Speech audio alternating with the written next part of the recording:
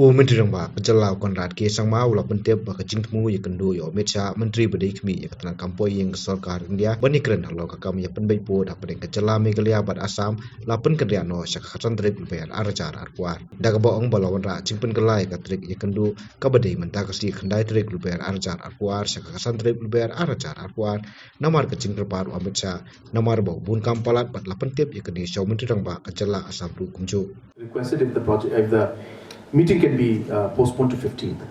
So, in fact, earlier they had requested that that I should get there during the daytime because they want to go ahead with a large meeting and program and discuss this in a very detailed manner.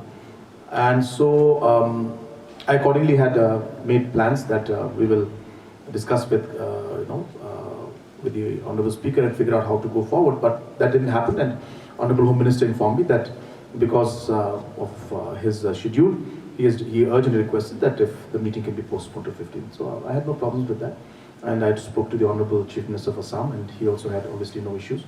And so he has postponed to 15th, but I still mentioned that 15th I'm still having session, so we will just wait for a final confirmation. But as I said, my expectation is that within this month of March, we should be having a meeting either on 15th or either on 18th, somewhere during that period.